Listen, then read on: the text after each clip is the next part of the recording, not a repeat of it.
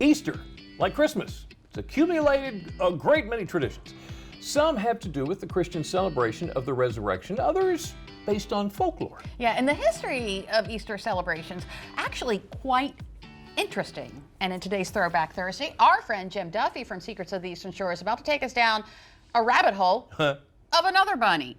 How you doing? Good afternoon. How are you? Another bunny. Another bunny. But first we want to talk about the Easter bunny. Yeah. You know, where did that tradition come from? So it seems, nobody knows. It's kind of lost in the mist of history. There was a pre-Christian pagan spring celebration of fertility, and the symbol of fertility was the rabbit. Okay. And so as thousands of years went by and Easter came along, the two kind of got melded, mixed and mingled up, and all of a sudden there was a bunny associated with Easter for a long, long time. So by the time Europeans came to our neck of the woods, right, they were bringing a bunny along with them to celebrate Easter. I had no clue. I didn't know that. Okay. I had no idea about that. Okay.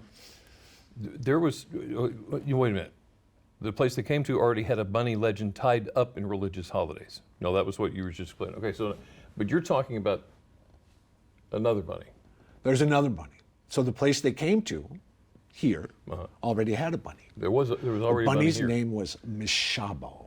You know, the Native American myths and culture are just this really rich, interesting thing to read about. And a lot of the Native Americans who were here in our area were part of this broader group called the Algonquin Indians, like in the same way that the French and Spanish were part of the European, right. They're known as Europeans. So one of the spirits in this culture was Michabo, the great white hare.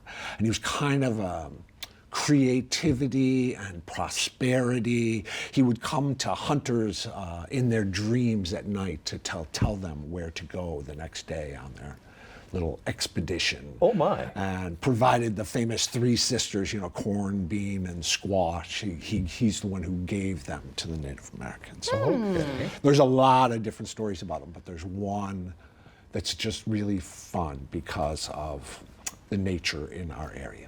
Oh, how's that go? It's kind of a take on the Noah and the flood in the Bible. Right. So Michabo is out in nature, and Michabo is following a pack of wolves. And this pack of wolves behaves very unusually. They jump into a lake, and the lake responds very unusually by overflowing its banks to the point where the entire world is covered in water. And all of the animals that are based on land, they're all like dog paddling, right? Dog paddling, trying to survive. And Michabo wants to help him, so Michabo spies a raven up in the sky. And he goes, "Brother Raven, can you go find me some land?" And the raven flies off, time goes by, everybody's dog paddling, dog paddling, dog paddling. The raven comes back exhausted and says, "Nothing, I got nothing for you."